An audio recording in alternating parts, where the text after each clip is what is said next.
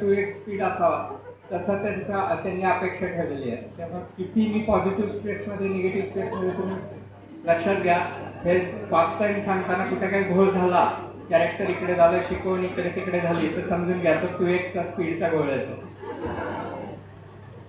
ओम अज्ञानतिमिरान्धस्य ज्ञानाञ्जनशलाकया चक्षुरुन्मिलितं येन तस्मै श्रीगुरुवे नमः. चैतन्यमनोभीष्टं स्थापितं येन भूतले स्वयं रूप तदा मह्यं ददाति स्वपदान्तिकं. वन्देऽहं श्रीगुरुं श्रीयुतापदकमलं श्रीगुरुन् वैष्णवांश्च श्रीरूपं साग्रजातं सगणागुणात्मकं साद्वैतं सावधूतं परिजनसहितं कृष्णचैतन्यदेवं श्रीराधाकृष्णपादान् सगणा ललिता श्रीविशाखान्वितांश्च. हे कृष्णा करुणा सिन्धो दीनबन्धो जगत्पते गोपेश गोपिका कांत राधा कांत नमोस्तुते. तप्त कांचन गौरांगी राधे वृंदावनेश्वरी वृषभानुसुते देवी प्रणमामि हरिप्रिये. वाञ्छाकल्पतरुभ्यश्च कृपा सिन्धुभ्यैव च पतितानां पावनेभ्यो वैष्णवेभ्यो नमो नमः. नमो विष्णुपादाय कृष्णप्रेष्ठाय भूतले श्रीमते भक्तिवेदान्त स्वामिनिधि नामिने. नमस्ते सरस्वती देवे गौरवाणी प्रचारिणे निर्विशेष शून्यवादी पाश्चात्यदेशकारिणे. जय श्री कृष्ण चैतन्य प्रभु नित्यानंद श्री अद्वैत गदाधर शिवासादि गौरभक्त. हरे कृष्णा कृष्णा कृष्णा हरे हरे, हरे राम राम राम हरे हरे. नाग्यानी प्रभू असतील तर त्यांना पुढे बसू दे. थोडंसं त्यांना भजन सांगितलं नाही. एनिवे, तर आपल्या लास्ट लेक्चरमध्ये आपली थीम होती नमो महावृद्धन्याय. तर आता त्याचेच पुढे घेऊया आपण. मला अजून त्यांनी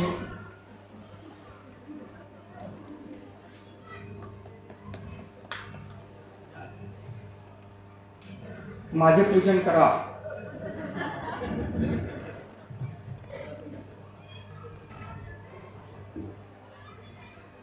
तर एक डायरेक्ट फास्ट टाइम सुरू करूया आपण आणि बघूया कसा फ्लो राहतोय, कसा वेळ मला भेटतोय त्याप्रमाणे. याच्यावर आम्ही काउन्सिलर भक्तांना पण विनंती केली होती की तुम्ही तो ड्रामा करू शकला तर अजून तो इम्पॅक्ट वेगळा होऊ शकतो, परंतु त्यांची काही कारणांनी असमर्थता राहिली. आणि आज विशेष गौरपौर्णिमेची तिथी आहे. गौरपौर्णिमा महामहोत्सव आपण जो गौरांग महाप्रभूंचा आविर्भाव साजरा करतोय त्याचा आज विशेषता माहिती आहे का कुणाला? Anyone knows? आज चंद्रग्रहण आहे आणि ती तिथी म्हणजे तो ते कोइन्सिडेंट म्हणूया की ते 540 वर्षानंतर आलेली आहे पहिल्यांदा. तर किती सौभाग्य आहे. आणि दुसरं सौभाग्य किंवा काय ते माझं पण तुम्हाला ऐकून घ्यायचं आहे. तर गोपाल चपलची जी फास्ट टाइम येतो महाप्रभूंच्या लीलेमध्ये, तर तो फारच महाराज म्हणतात, परमपूज्य रामनाथ महाराज म्हणतात की तो अतिशय क्रुशियल मेसेज आहे. त्यातून जो आपल्याला मिळणार आहे तो फारच क्रुशियल मेसेज आहे. आणि सर्वात महत्त्वाचा, चैतन्य भागवत आणि चैतन्य चरितामृतमध्ये दोन्ही ठिकाणी ह्याचे पास्ट टाइम आलेला आहे आणि अतिशय संवेदनशील असा तो पास्ट टाइम आहे.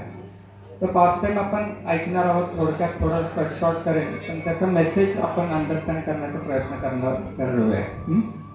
आता गोपाल चपल हे नवदीपमध्ये स्थित होते, मायापूर नवदीपमध्ये स्थित होते आणि त्यांचं श्रीवास ठाकूरांच्या समवयस्क असतील कदाचित, किंवा श्री गोपाल चपलांचं फॅमिली बॅकग्राऊंड होतं, ब्राह्मण होते.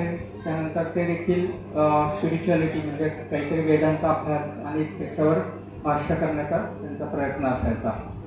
आणि श्रीवास ठाकूर त्याच दरम्यान हे चैतन्य श्रीवास अंगण आपण पाहिलेलं आहे की तिथे चैतन्य महाप्रभूंचं जे काही संकीर्तन चालायचं त्यामध्ये श्रीवास अंगणमध्ये व्हायचं. आणि त्यांचा स्वभाव अगदीच साधा होता, सरेंडर होते, वैष्णवांची सेवा आणि महाप्रभूंचा कीर्तनमध्ये सहभाग हा त्यांचा रोल होता. पण गोपाल चपलांचा आणि त्यांची मानसिकता पूर्णपणे वेगळी होती. श्रीवास ठाकूरांची गोपाल चपलांची मानसिकतेचा ड्राईव्ह काय होता, प्रत्येकाचं एक मानसिकता असते, म्हणजे जसं की मेंटल ड्राईव्ह असतो. त्यांची मेंटल ड्राईव्ह हा प्लॅटफॉर्म होता मिथ्या अहंकार, फॉल्स इगोवर त्यांचा ड्राईव्ह होता. त्यामुळेच ते कुठल्याही गोष्टीला वेगळ्या प्रकारे अंडरस्टँड करायचे आणि तेच धरून चालायचे. आणि जो श्रीवास ठाकूरांची मानसिकता होती ती आपण काय म्हणूया त्याला opposite to false ego, true ego, म्हणजे की जीवेर स्वरूपय कृष्णर नित्यदास. म्हणजे त्यांनी नेहमीच आपल्याला कृष्णाचे नित्यदास, जीव आहोत आपण, जीवात्मा आहोत आणि ते कृष्णाचे नित्यदास ह्याच भावनेचा स्वीकार केलेला होता. आणि त्याच्या विरुद्ध भावना होती गोपाल चपलांची, मिथ्या अहंकारावर त्याचा इन्फ्लुएन्स होता. तर ह्याचा परिणाम काय होतो, ह्या मानसिकतेचा नक्की परिणाम आपल्या स्वभावात काय होतो किंवा आपल्या थॉट प्रोसेसमध्ये काय होतं, आपल्या वर्ड्समध्ये काय होतं, आपल्या बिहेवियरमध्ये काय होतं ते अंडरस्टँड करतोय आपण त्या ठिकाणी. त्याचा परिणाम असा झाला की मिथ्या अहंकारच्या ड्राईव्हमुळे मॅनिफेस्ट एनव्ही, म्हणजे काय म्हणजे आपले द्वेष भावना त्यांच्यामध्ये यायला सुरुवात झाली. आणि ती द्वेष भावना कुणाशी असते, आता मी इथे ऑप्थॉल्मॉजिस्ट म्हणून प्रॅक्टिस करतोय त्या शहरामध्ये, तर माझी द्वेष भावना कोण व्यापारी असेल, कोण दुसऱ्या इंडस्ट्रियलिस्ट असेल तर त्याच्याशी असण्याची शक्यता फार कमी आहे. माझी द्वेष भावना कुणाची, जे सेम प्रोफेशनमध्ये आहेत किंवा तुम्ही एकत्र एका ऑफिसमध्ये काम करता तर तिथे वरचढ चालू होते किंवा तिथे कॉम्पिटिशन, द्वेष भावना येते की मी कसा सुपेरियर आहे त्या गोष्टी. तर ती द्वेष भावना तिथे मॅनिफेस्ट व्हायला लागली.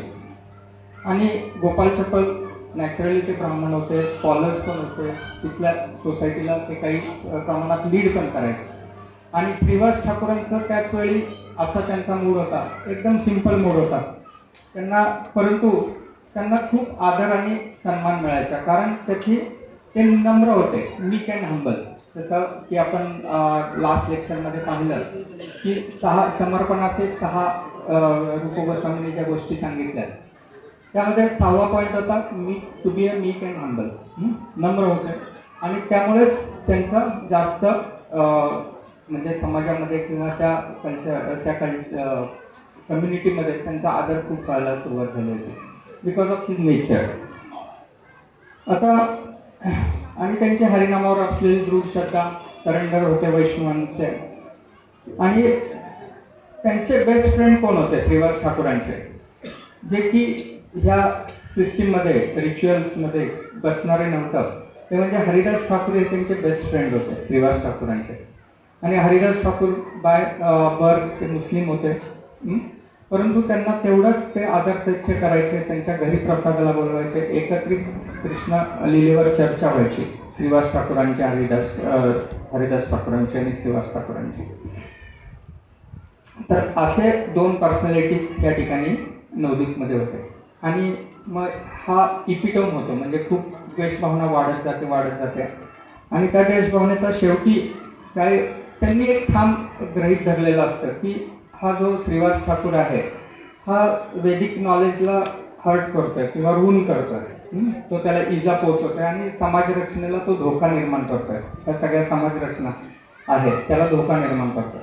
तर त्यासाठी काहीतरी ठाम उपचार, ठोस उपचार करायची त्यांची मानसिकता तयार होते. आणि त्या मानसिकतेचा आधार काय असतो तर द्वेष. तर द्वेष भावनेतून जे काही साकार होणार आहे ते नॅचरलीच डिस्ट्रक्टिव्ह असण्याचा विषय असतो. आणि त्याचप्रमाणे ते एक दिवशी ठरवतात की मी श्रीवास ठाकूरचा डिफेम करणार किंवा मी त्याला आयुष्यातून उठवणार असं ते ठरवतात, कोण गोपाल चपल.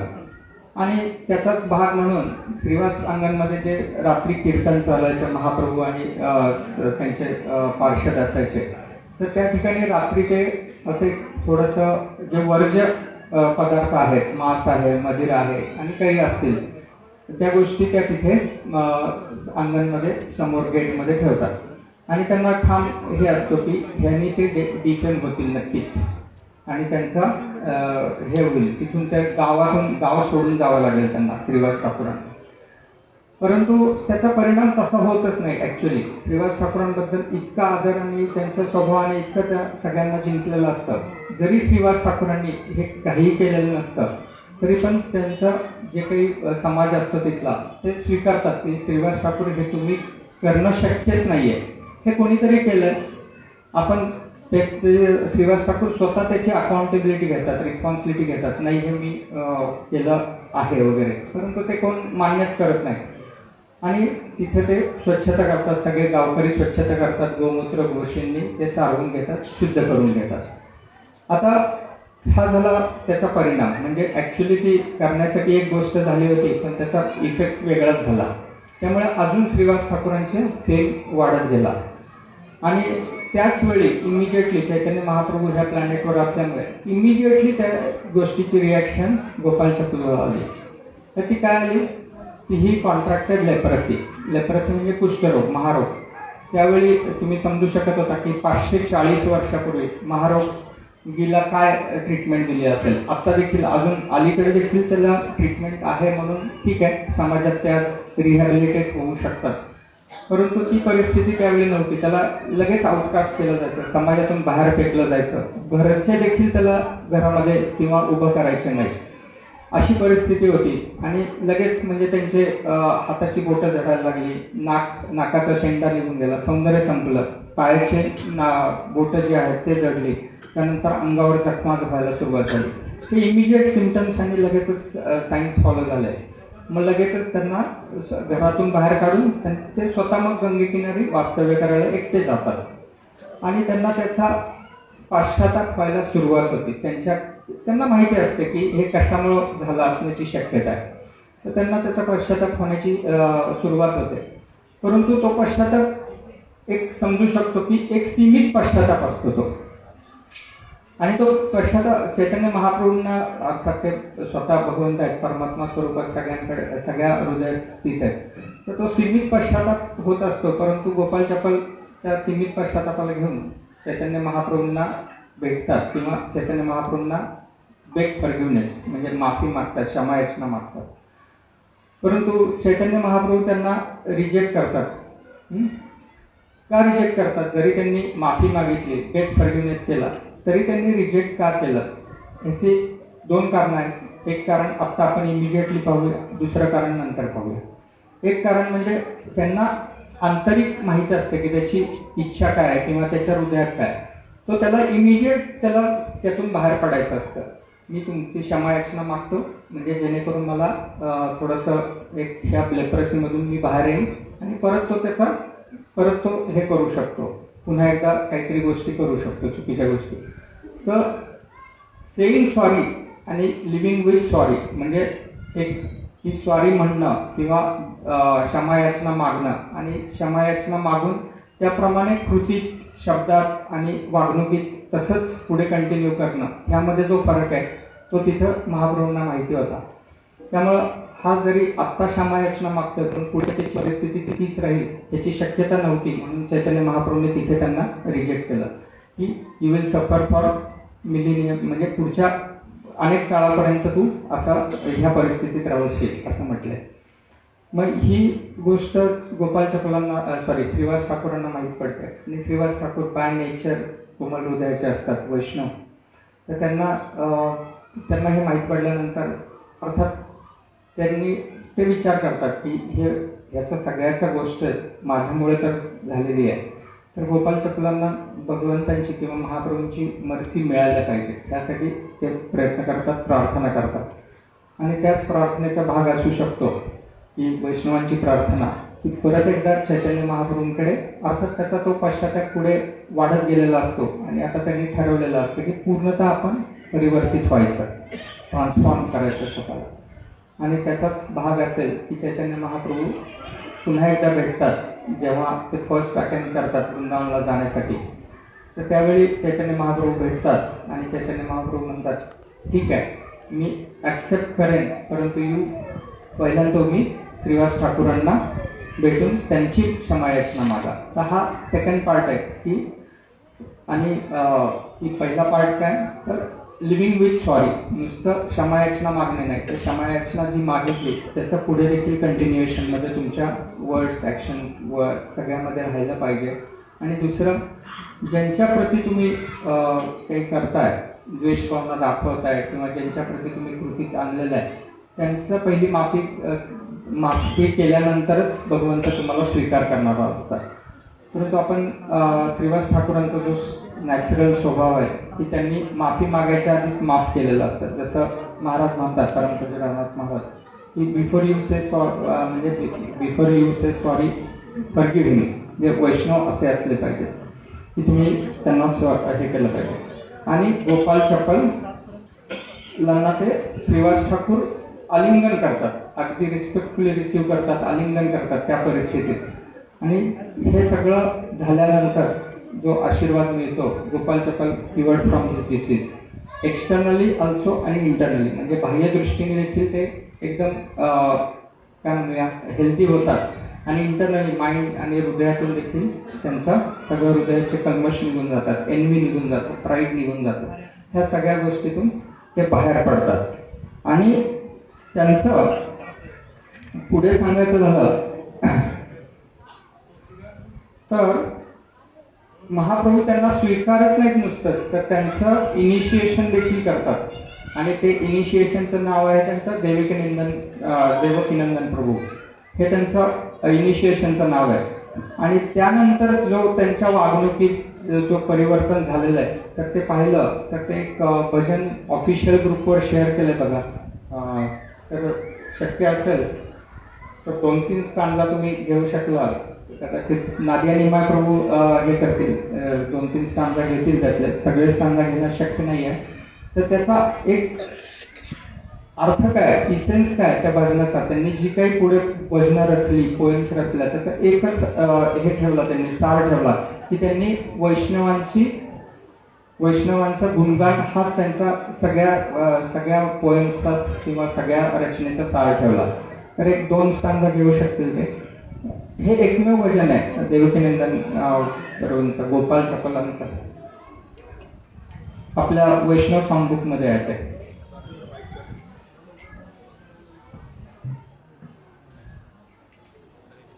ऑफिशियल ग्रुपवर शेअर केलंय बघा. 2-3 स्टांजा घ्या, वेळ तेवढा नाही ना दिला.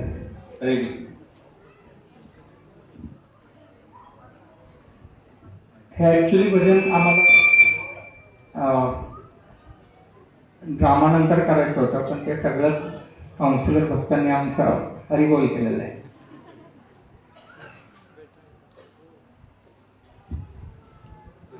वृंदावन वासियत वैष्णवे रागा, प्रथमे वंदना करी सवार चरा.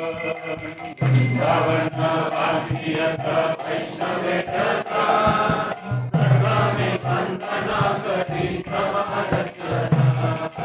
नीलाचल वासियत महाप्रभु नाम, तुम्ही ते बढ़िया बंधो सवार चरा. नीलाचल वासियत महाप्रभु नाम, तुम्ही ते बढ़िया बंधो सवार चरा. प्रभुत्व वासियत महाप्रभु भक्त, सवार चरण बंधो अनुरक्त. प्रभुत्व वासियत महाप्रभु भक्त, सवार चरण बंधो.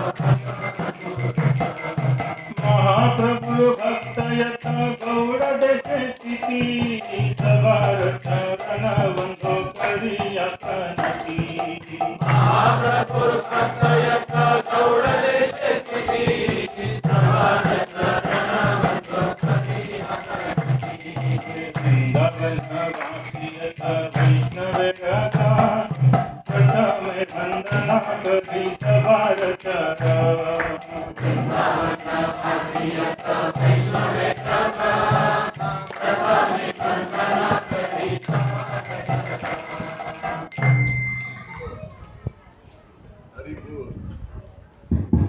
थँक्यू. तर 4 स्टांजा घेतल्या, त्याचेच अर्थ लगेचच वाचतो. सर्व वृंदावनवासी वैष्णवांच्या चरणाशी मी सर्वप्रथम वंदन करतो. म्हणजे सर्व वैष्णवांना ते वंदन करतात, चरणाशी वंदन करतात. त्यांची आधीची पोझिशन काय होती लक्षात घ्या. सर्व नीलाचल वासी महाप्रभूंच्या अनुयायांना चरणी लोटांगण घालून वंदन करतो. महाप्रभूंच्या अनुयायांना देखील ते वंदन करतात. नवद्वीपवासी जितके महाप्रभूंचे भक्त आहेत त्यांना दंडक करीत वंदन करतो. आणि गौड देशात जितके महाप्रभूंचे भक्त आहेत त्यांना मी वंदन करतो. हा त्यांचा मूड तयार झाला. म्हणजे एवढं ट्रान्सफॉर्मेशन, एवढा म्हणजे लेप्रसी हे त्यांच्यासाठी ॲक्च्युली कर्स ठरला का ब्लेसिंग्स ठरले? ब्लेसिंग्स ठरले. आणि महाप्रभू किंवा भगवंतांना कुठली गोष्ट सगळ्यात जास्त आवडत नाही? भक्तांमध्ये असलेली, हृदयात असलेली एनवी अँड प्राईड भगवंत ते टॉलरेट करूच शकत नाही. हा त्याचा एक हे होता लेसन. आणि वैष्णव हा पण तो भाग आहेच आहे. आता दुसरा पास टाइम त्यातून पण आपल्याला शिक्षा घ्यायची आहे, ती म्हणजे कालकृष्णदासचा पास टाइम घेऊया. तर कालकृष्णदास आता जेव्हा साऊथ इंडिया टूरला चैतन्य महाप्रभू डिसाईड करतात, सर्वांची परवानगी घेतात, सार्वभौम भट्टाचार्यांची वगैरे आणि सर्व सिनियर वैष्णवांची परवानगी घेऊन तेव्हा साऊथ इंडिया यात्रा ते जातात. 6 वर्षासाठी त्यांनी ती टूर केलेली आहे महाप्रभूंनी. तर त्यांना आग्रह करतात सर्व नित्यानंद प्रभू, सर्व पार्षद आग्रह करतात की तुम्ही एकटेच चाललेले असतात महाप्रभू, की तुम्ही कुणाला तरी सोबत म्हणजे एक असिस्टंट म्हणून घ्या. आणि कालकृष्णदासचं नाव सुचवलं जातं. कालकृष्णदास त्यांच्यासोबत जातात. आता एके ठिकाणी अशी परिस्थिती असते की भट्टहरी म्हणून एक कम्युनिटी आहे किंवा एक जमात आहे म्हणूया, की जे आदिवासी आहेत, तांत्रिक आहेत, प्लस ते म्हणजे हत्यारे पण आहेत. आणि ते कधी कधी साधूंचा वेश घालून ते देखील फसवणूक करण्याचा प्रयत्न करतात. अशी एक त्यांची एक टोळी आहे, भट्टहरींची एक कम्युनिटी आहे. तर त्या टोळीचा आणि कृष्णदासचा किंवा चैतन्य महाप्रभू जिथं वास्तव्याला थांबलेले असतात तिथे त्यांचा संपर्क येतो. आणि मग कालकृष्णदासला ते संमोहित करतात आणि कालकृष्णदास हा भट्टहरींच्या पार्टीमध्ये किंवा त्यांच्या तंबूत जाऊन तिथे वास्तव्याला जातो. महाप्रभूंना हे जेव्हा महाप्रभू सकाळी उठतात तेव्हा कालकृष्णदास तिथे नसतो. त्यांच्या लक्षात येतं महाप्रभूंना की हा कुठेतरी बिथडलाय, काहीतरी गेलाय, बिघडला. आणि मग चैतन्य महाप्रभू आदरपूर्वक सन्मानरित्या भट्टहरींना विनंती करतात की मी संन्यासी आहे आणि मी असं भ्रमंतीला निघालेलो आहे, तर माझ्यासाठी तोच एकमेव सहारा आहे किंवा असिस्टंट आहे, तर त्याला तुम्ही प्लीज मला हँडओव्हर करा असं विनंती करतात महाप्रभू. परंतु ती त्यांची हेच नसते, परिस्थिती कशी नसते. म्हणजे आदिवासी आहेत, तांत्रिक आहेत, त्यांचा काही उद्देश असेल कालकृष्णदासला असं मोहित करून घेण्याचा. तर ते त्यांच्याकडे हत्यारे असतात आणि त्यांच्याकडे हत्यारे म्हणजे चाकू असतो, सुरी असते, शार्प नाईफ्स असतात, इतके सगळे कोयता असतो. अशा प्रकारचे हत्यारे घेऊन ते महाप्रभूंवर डायरेक्ट अटॅक करायला येतात. परंतु आता आपल्याला माहिती आहे की महाप्रभू स्वतः भगवंत आहेत. महाप्रभू काहीच करत नाहीत ॲक्च्युली, नो रिटॅलिएशन. तर तीच हत्यारं त्या भट्टहरींच्या हातातून ते निसटतात आणि त्यांच्यावरच उलटवार करायला सुरुवात करतात आणि ती सगळी त्यांना जखमी करतात आणि त्या सगळ्या परिस्थितीतून ते पळायला सुरुवात करतात, सैरभैर पळायला करतात. त्या संधी पाहून चैतन्य महाप्रभू भट्टहरीला पकडून घेऊन परत आपल्याबरोबर घेऊन येतात आणि आपली साऊथ इंडिया यात्रा पूर्ण करून येतात. आणि जसं भक्तांबरोबर बसतात जगन्नाथपुरीमध्ये, ज्या नित्यानंद प्रभू असतील किंवा सार्वभौम भट्टाचार्य आहेत, स्वरूप दामोदर गोस्वामी आहेत, त्यांच्यासोबत बसल्यानंतर ते सांगतात कालकृष्णदासला पहिला इथून माझ्यापासून दूर कर. त्याला कुठे जायचं असेल त्याला जाऊ द्या, तो स्वतंत्र आहे, मी त्याला माझ्या बंधनात ठेवू शकत नाही त्याला. तर सगळ्यांना काहीच माहीत नसतं की काय झालं नेमकं. मग ही स्टोरी नॅरेट करतात आणि त्याला तिथून महाप्रभू तिथून सोडून देतात त्याला. मग महाप्रभू तिथून निघून गेल्यानंतर सर्व भक्त विचार करतात त्या परिस्थितीचा आणि कालकृष्णदासला कसं आपल्याला परत उभारी देता येईल. काल कृष्णदास एकदम गळून पडलेला आहे, तर त्याच्यासाठी काही होप्सच राहिलेले नाहीत. महाप्रभूंनी जिथं रिजेक्ट केलं तिथं कोण सहारा देणार?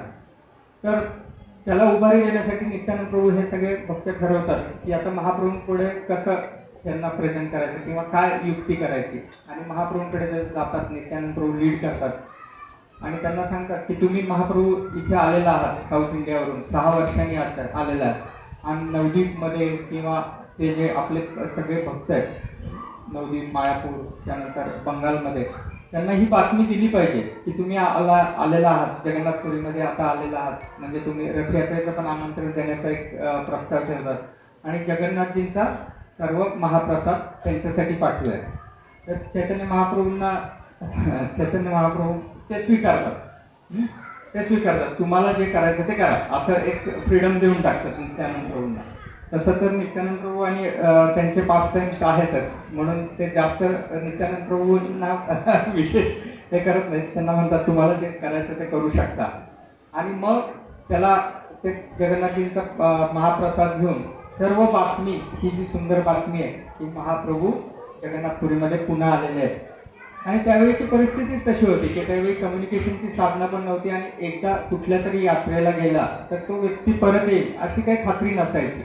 तर ही आनंदाची बातमी देण्यासाठी काल कृष्णदासला अपॉइंट करतात आणि काल कृष्णदासला नवद्वीप, मायापूर, बेंगॉलमध्ये पाठवून देतात. आणि त्याचं भाग्य काय असेल की तो एकटाच मेसेंजर असतो ही बातमी घेऊन येणार. त्यामुळे सची माता असेल किंवा तिथले भक्त असतील, अद्वैत आचार्य वगैरे, त्यांना इतकं वॉर्मली वेलकम करतात. एकदम तिथे फीस्ट होते, त्यांच्याकडून सगळे साऊथ इंडियाचे पास टाइम्स ऐकले जातात महाप्रभूंचे. आणि त्यांचे पास टाइम्स म्हणजे त्यांचे जे काही लीला होत्या साऊथ इंडियाच्या, ते काल कृष्णदास थ्रूच आपल्यापर्यंत चैतन्य चरितामृतमध्ये आलेले आहेत. आणि ते कॉन्ट्रीब्युशन काल कृष्णदासचं आहे, कारण एक वेळ त्यांच्याबरोबर सोबत होते, पार्षद होते, म्हणजे असिस्टंट म्हणून गेलेले. तर आता ह्या कथेतून आपल्याला काय आपण पाहू शकतो?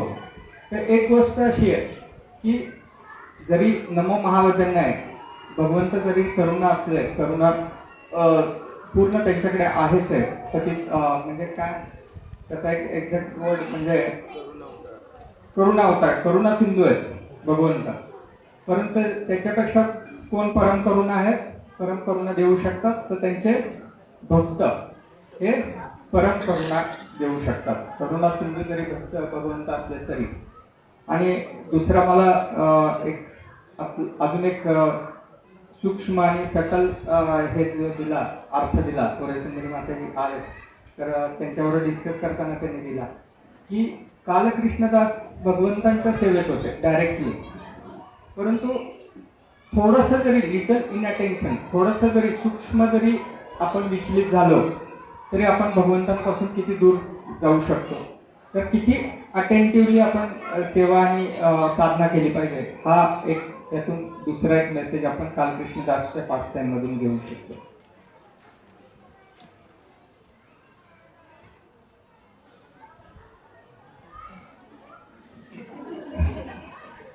ते मला दिसत नाही येत तोपर्यंत मी घेतो. शिवानंद सेन. आता हा पास टाइम जरा थोडासा सांगणं गरजेचं आहे, कारण आपली यात्रा कमिटी जी आहे ती फार आपली म्हणजे सगळी स्ट्रॉंग यात्रा कमिटी आहे. आपले भक्त जे आहेत ते एकदम सर्वांची सेवा सगळ्यांना माहिती आहे. कृष्णमुरली प्रभू, त्यानंतर नादियानिमा प्रभू, श्री चैतन्य लीला प्रभू, हे सगळे आपली बारामती सेंटरची यात्रा अगदी सगळ्यांना 4 धामपर्यंत घेऊन पण गेले आणि सुखरूप घेऊन पण आले. तो महत्वाचा भाग आहे, सुखरूप घेऊन येणं. घेऊन जाणं करू शकतात पण सुखरूप घेऊन आले. तर तसंच शिवानंद सेन हे जे भक्त आहेत तर महाप्रभूंनी इन्व्हाइट करतात. कृष्णमुरली प्रभू खूपच लांब असतात, तर चैतन्य महाप्रभू सर्व भक्तांना, बेंगॉलच्या भक्तांना इन्व्हाइट करतात की रथयात्रेचं आमंत्रण देतात आणि महाप्रभूंनी इन्व्हाइट केलेलं असतं, त्यामुळे सर्व भक्त उत्साही असतात आणि ती एक 100 किंवा जास्त भक्तांची पार्टी म्हणूया, ते under leadership of Shivanand Sen. Shivanand Sen स्वतः त्याची जबाबदारी घेतात सर्व यात्रेची व्यवस्था करण्याची. म्हणजे त्यांना अर्थात ते साधन एकच असतं, तुम्ही पायी जायचं असतं, तेवढंच एक साधन, परंतु प्रसादाची व्यवस्था, निवासाची व्यवस्था, ह्या सगळ्या व्यवस्था बघायला लागतात. आणि त्यावेळची परिस्थिती अशी होती की मुस्लिम गव्हर्नमेंट होतं त्यावेळी, मुस्लिम रूल होता तिथं. त्यामुळे टॅक्स, थोडी डकेती, ह्या सगळ्या गोष्टी मॅनेज करायला लागायच्या. आणि हे सगळं शिवानंद सेन जबाबदारी घेतात. आणि शिवानंद सेन त्या या भक्त समूहाला घेऊन पुढे निघतात यात्रेसाठी, म्हणजे जगन्नाथपुरीला जाण्यासाठी. परंतु त्या पार्टीमध्ये कोण असतात तर नित्यानंद प्रभू त्या पार्टीमध्ये असतात या. आणि एके ठिकाणी टॅक्सचा जो काही टोल असतो त्या ठिकाणी काही थोडंसं निगोशिएशन करायचं असतं किंवा काही खूप त्रास होणार असतो. तर शिवानंद सेनना ते माहिती असतं. शिवानंद सेन भक्तांना विनंती करतात की तुम्ही सगळे एका ठिकाणी झाडाखाली विश्रांती घ्या आणि मी थोडंसं हे सेटल करून येतो, निगोशिएट करून येतो आणि आपण मग पुढच्या वाटचालीला जाऊया, पुढची मार्गक्रमण करूया. परंतु होतं काय, ते निगोशिएशन थोडंसं लांबतं. आणि ते लांबल्यामुळे काय होतं की इथे नित्यानंद प्रभूची ते पास टाईम म्हणूया, नित्यानंद प्रभूंना भूक लागते. नित्यानंद प्रभूंना भूक लागते आणि नित्यानंद प्रभू अगदी अस्थिर होतात, विचलित होतात. आणि नित्यानंद प्रभू इमिजिएटली डिमांड करतात की हा शिवानंद काय आमची व्यवस्था करतोय, मला भूक लागली, मी भूकेने मरून पण जाऊ शकतो आणि हा शिवानंद माझ्याकडे इथे दिसत पण नाहीये कुठे, आणि तो काय करतोय, कुठे आहे, आणि मी त्याला शाप देतो की त्याची मुलं मरून जातील, नित्यानंद प्रभू. आणि तो शाप नेमका ऐकला कोणी जातो तर शिवानंद सेनची पत्नी तिथे बाजूलाच असते, तो तिथे त्यांचा शाप आहे. ती एकदम तिच्या पायाखालची जमीनच सरकते. आणि त्या दरम्यान शिवानंद सेन ते सगळं सेटल करून येतात. तर ही बातमी पहिली त्यांची पत्नीच त्यांना देते, फर्स्ट हँड इन्फॉर्मेशन म्हणून, की शिवानंद प्रभू की आपल्याला तुम्ही यायला थोडा उशीर झाला आणि तो जो काही इन्कन्व्हिनियन्स नित्यानंद प्रभूंना झाला तर ते नित्यानंद प्रभू खूपच चिडले किंवा त्यांनी मग शाप दिला सरळ. मी तो स्पष्टपणे ऐकला की तुझी मुलं मरून जातील तुला. तर शिवानंद सेन एवढे त्या घटनेला काही वेगळ्याच दृष्टिकोनातून पाहतात. ठीक आहे, ते त्यांचं ऐकतात आणि शिवानंद सेन तसेच पुढं मार्गक्रमण करतात आणि नित्यानंद प्रभूंना बेग फॉरगिवनेस म्हणजे क्षमायाचना करतात की माझ्यामुळे तुम्हाला इन्कन्व्हिनियन्स झाला, तुम्हाला प्रसादाची व्यवस्था होऊ शकली नाही. तर जे काही शक्य आहे ते इमिजिएटली ते प्रयत्न करतात तिथल्या तिथे करायचा. आणि शिवानंद सेन त्यांना प्रसाद देतात, प्रसादासाठी आमंत्रित करतात. परंतु एवढी क्षमायाचना करतात, एवढे त्यांना विनंती करतात नित्यानंद प्रभूंना, पण नित्यानंद प्रभू त्यांना रिस्पॉन्ड कसे करतात तर त्यांना डायरेक्ट छातीवर लाथ मारतात शिवानंद सेनला. त्यांनी बिलीव्ह हे म्हणजे आता यात्रा कमिटी आहे की त्यांना फीडबॅक मीटिंग घ्यायला पण ते थोडेसे धास्तावतात. फीडबॅक मीटिंग काय भक्त तर इथे तर नित्यानंद प्रभू डायरेक्टली त्यांना छातीवर लाथ मारतात आणि ते सर्वांसमोर, सर्व भक्त असतात तिथे. स्टील शिवानंद सेन त्या घटनेकडे देखील वेगळ्या, म्हणजे त्यांची जी म्हणू शकतो आपण वैष्णव समर्पण, आपल्याला जे समर्पणचे 6 हे पाहिले, पैलू पाहिले, तर इतके ते खुश होतात की हे भाग्य मी परम सौभाग्य समजतो की नित्यानंद प्रभूंनी मला शरीराला स्पर्श केला, हे मी माझं परम सौभाग्य समजतो. आणि का परम सौभाग्य तर ह्या धुलीकणासाठी महाप्रभूंच्या आणि नित्यानंद प्रभूंच्या ज्या कृष्ण बलरामाच्या आहेत त्यांच्या धुलीकणासाठी कितीतरी ऋषी तपश्चर्या करतात, मुनी तपश्चर्या करतात, ब्रह्माची वाट पाहतात, शिवजी वाट पाहतात, परंतु ही मला सहज उपलब्ध झालेली, हे मी माझं परम सौभाग्य समजतो. आणि ते खूप खुश होतात, आंतरिक म्हणजे आतूनच खुश होतात, असं बाह्य दृष्टीने कुठं नाही किंवा काही नाही. आणि मग नित्यानंद प्रभू प्रसाद ग्रहण करतात, स्वतःला सेटल करतात आणि शिवानंद सेनला आलिंगन देतात आणि आलिंगन देऊन ते तिथं मग संकीर्तन होतं. आणि तसं काहीही होत नाही बरं का. नित्यानंद प्रभूंनी जे कर्ज दिलेलं आहे की तुझी मुलगा मृत्यू पावेल, तर तसं काही नाही. तर तो परमहंस वैष्णव होतो आणि खूप लॉंग लाईफ राहतं त्याचं आणि शेवटी गोलोक वृंदावनला जातात. तर ह्यातून आपल्याला 2 गोष्टी पाहू शकतो शिवानंद सेनच्या ह्या पास टाईमवरून, की समर्पण काय, भगवंतांना काय अपेक्षित आहे समर्पण. आपण इथं नमो महाबद्दल नाही म्हटलंय आणि मला तू शरण ये, मी तुझं संरक्षण करेन भगवद्गीतेचं, पण काय अपेक्षित आहे समर्पण हे शिवानंद सेनच्या कथेतून आपण पाहू शकतो. आणि दुसरी म्हणजे प्रायोरिटी काय ठेवली, किती वाईट न्यूज आली, किती धक्कादायक न्यूज आहे, तुम्ही पाहू शकता की अच्छा हा सिग्नल आहे बहुतेक.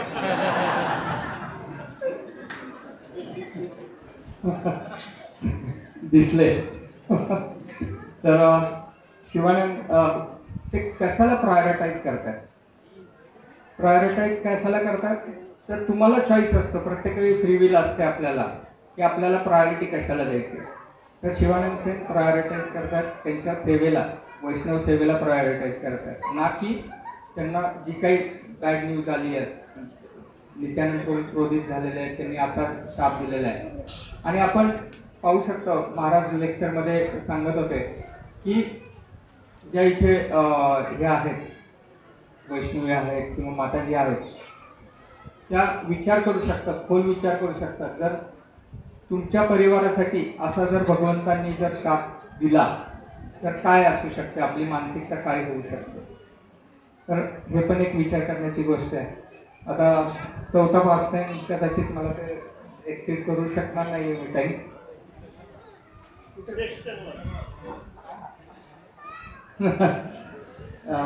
लोकेशन काय ठीक आहे. तर मी थांबतो, परंतु तत्पूर्वी आता हे सगळे पास टाइम मी कव्हर करू शकलो नाही, परंतु प्रभुपादांचं जे काही आपल्याला प्रभुपादांनी जे आपल्याला दिलं आहे की आपण लास्ट लेक्चरमध्ये मी सांगितलं की मायापूर हेडक्वार्टर केलं विथ ऑल इनकन्व्हिनियन्सेस. हां, त्याचा जो दृष्टिकोन होता ते म्हणजे चैतन्य महाप्रभूंनी नित्यानंद प्रभूंची कृपा ह्या मुवमेंटला राहण्यासाठी मायापूर हे त्यांनी हेडक्वार्टर निवडलं. आणि तसंच श्री म्हणजे चैतन्य चरितामृत पूर्ण करण्याची भागवतमला त्यांनी मध्येच थांबवलं प्रभुपादांनी आणि चैतन्य चरितामृतला प्रायोरिटी दिली आणि 2 ते 3 महिन्याच्या कालावधीत ते पूर्ण केलं. तर त्याच्यापूर्वी हे चैतन्य थोडंसं कन्फर्म करून घ्या, चैतन्य शिक्षामृत म्हणून जे पुस्तक आहे ते समर्पित केले भक्तिविनोद ठाकूरांना. आणि ह्यात प्रभुपादांचे लेक्चरचा सार आहे, म्हणजे जे फक्त शिक्षा आहे, रूप गोस्वामींनी दिलेली शिक्षा, सनातन गोस्वामींना दिलेली शिक्षा, रामानंद रायांना दिलेली शिक्षा, स्वरूप दामोदर सार्वभौम भट्टाचार्यांना दिलेली शिक्षा, ह्या सगळ्या शिक्षा पहिल्या प्रथम दिल्या प्रभुपादांनी. कारण आपली जी गुरु शिष्य परंपरा आहे ते शिक्षेवर आधारित आहे. आणि चैतन्य म्हणजे हे जे काही आहे चैतन्य महाप्रभूंनी दिलेली शिक्षा हीच प्रामुख्याने आपल्या ह्या मुवमेंटमध्ये, गौडीय मुवमेंटमध्ये देण्याचा प्रभुपादांनी प्रायोरिटाईज केलं. आणि चैतन्य शिक्षामृत नंतर टीचिंग्स ऑफ लॉर्ड चैतन्य, त्यानंतर CC आपल्याकडे उपलब्ध झालेले DBT थ्रू, असं एक अंडरस्टँडिंग आहे. जस्ट कन्फर्म करू शकतो आपण. आणि भक्तिविनोद ठाकूरांना का समर्पित केलं त्यांनी, कारण भक्तिविनोद ठाकूरांनी प्रभुपादांच्या जन्मसाली पहिल्यांदा चैतन्य चरितामृतची प्रत किंवा चैतन्य ह्याची शिक्षा त्या परदेशामध्ये, पाश्चात्य देशामध्ये पाठवली होती. म्हणून हे पुस्तक शिक्षामृत हे प्रभुपादांनी भक्तिविनोद ठाकूरांना समर्पित केलं. जय श्रील प्रभुपाद की जय. गौर पौर्णिमा महामहोत्सव